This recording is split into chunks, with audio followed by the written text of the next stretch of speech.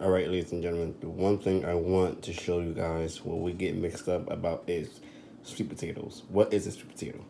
This is your particular sweet potato. This is what a sweet potato would look like. There are different variations of sweet potatoes, which they say we have the blue or purple variety, we have the white variety, and then we have the orange variety. Okay, but this right here is not your typical sweet potato. This is a yam, okay? Or they call it slash sweet potato. This is what is they call a gourd. I believe is the name of it. It starts with a G, but you always see it at the grocery store. This is not a sweet potato. This is a yam, okay? We get this mixed up with this, okay? So let's just get that straight. What is more healthier?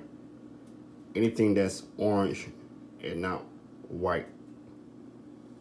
White is considered too much starch. Yellowish potatoes is considered too much starch. What has color is more healthier, like with red, purple, blue pigment.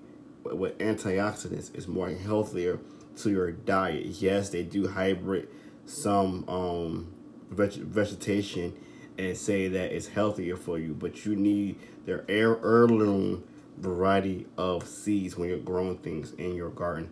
Just for the record, do not always purchase GMO hybrid things.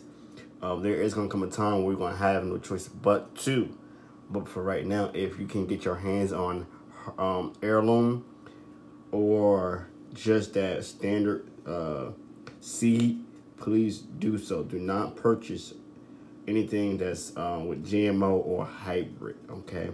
Yes, we may have it in our gardens, and we do not know that we do, but just be careful and just do your research. So we're going to add the sweet potatoes to this right now, and yam, because I'm doing both variations. I was going to add the what's the other potato? I can't even think. Why I can't think today for some reason. This is crazy. I was going to add the rustic potato to this, but that'd be too much potato. So I'm going to add this, and then we're going to add our vegetables next, okay? So let's get this in the pot now, and I'm going to try to do this with one hand, okay? So I have my bench scraper, and I'm just going to gently add it. And the reason why we add this and not the vegetables, because the vegetables will cook faster, like your soft vegetables, such as your broccoli florets and cauliflower florets. Those will cook faster, and I want that to be like basically al dente in a sense. Okay, so we'll add this, and you could dice them however you want. Just the smaller you dice, the quicker it will be. It will cook. But I'm doing a little bit of thick and of a thick rough chop and a semi-small little chop, rustic style. So don't mind my cutting skills. I'm left-handed, so us left-handed people have issues. Most of us anyway that don't practice like I in the kitchen like I'm supposed to. Hard-headed. That's just how I get sometimes. We'll let this cook. Okay, reduce down, put a lid on it, and let it come to a nice boil. Basically, we'll know when it's done when you can add a fork and it slide right through. Potatoes are done. That's all it takes. This is, and I want to apologize because this is no longer a vegetarian curry. This is now just a regular curry because it has a meat base to this. Okay. What do I mean by meat base? I mean, basically, it has a meat product. Chicken is considered vegetarian for some people. I don't know why, but it's very, very disrespectful right now. I'm being very disrespectful to the Indian culture because I'm adding beef. They do not eat beef, okay? They eat chicken, and they eat fish, and they also eat a lot of vegetation. But beef is not one of them, so I apologize for the Indian culture who may take offense to this. I thought I had chicken broth or chicken stock, and I do not have neither one in the kitchen today. But that's going to change. So stay tuned, and we'll wrap this up, and you'll see the end result. So, guys, here is the lamb. One thing I want to say is that you can add either lamb, goat, which is the same thing, or chicken. That's the meat part of the Indian dish, if I can say it in that way. The other thing they do add is prawns. That's the only seafood that I know of that they use other than the meat source, which is your lamb, goat, or chicken. They don't use beef at all because they believe the cow is a part of the religious belief. So, I don't want to go into detail to all that, but they don't sacrifice, they don't kill cows. That's why you see them in India having let the cows roll around the streets and etc. because the cow is sacred to their religious belief. Okay, so you want to add your lamb to a hot pan as such, or a slow cooker. Let that cook. Let it brown on all sides. Just stirring it, and you can add more lamb to this, which we are going to do in a sec. And then you can add your seasoning last. You don't have to add that right away, or you can marinate it overnight and let it be. Then here is the curry without any vegetation meat. And here we have our sweet potato, cauliflower, and some broccoli, as you can see here. We're gonna turn this down. You want this on medium heat, really low heat, basically. To thicken it, you could be thickened by potatoes, but you can also add a little slurry of cornstarch and warm water. You never add cold water to a slurry because it will clump up. You want to add warm water and stir it. You also add arrowroot. That's another starch that you can use, or flour. Okay, and this, you will let this slow simmer, and it will thicken on its own.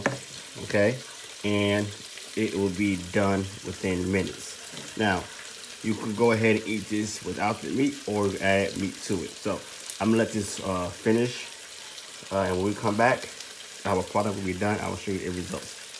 Okay, ladies and gentlemen, here is the finished results after we browned the meat and seasoned it. We went ahead and placed it into our pot here and allow it to cook even further.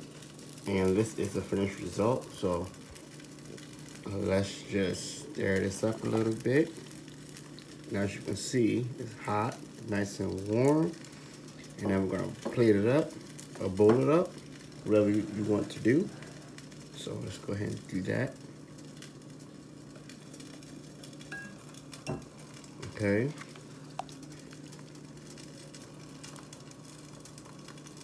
And as this is going, I have the traditional Indian flatbread.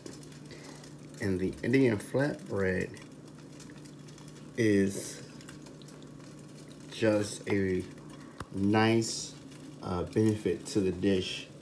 Here it is right here in the pan, dry pan, no oil. And you actually just go ahead and flip it around with your hand, as such, like that.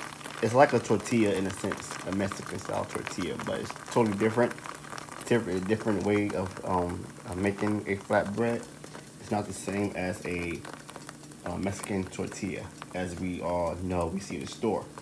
You can get this type of bread at a Indian market or grocery store, or even sometimes one of those grocery stores that have the different ethnic group of foods that you will see, like a Whole Foods as such. So once this is done, I'm going to show you the finished results. So stay tuned for the last. So ladies and gentlemen, here is the finished result here. And we're going to just allow you to see the flavor of this dish here is like a nice aromatic with a nice buttery taste, if I could say. A nice buttery taste. And the flavor is divine, it is settled, it is soothing. Like today is a rainy day. This is a dish that will soothe your soul. It's a nice comfort food. Hearty. And there are different curries for different seasons.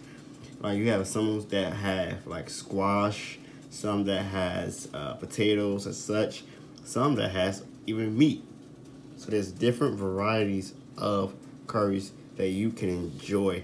And I want to say this, some curries don't have coconut milk. This curry has coconut milk, which South India mostly make their curries with coconut milk, when Northern India doesn't. They just do like a broth. So you have a nice opportunity to go ahead and just enjoy this delicious meal. So I hope you guys like the little segment of cooking with NJCali Gardener. And until next time, peace. Oh yeah, guys, someone want to say hello. Here he is. He just woke up from his nap. He just want to say hi. That's the person you heard in the background probably fussing. But yeah, say hi. I got the wife. Okay, guys. Until next time, peace.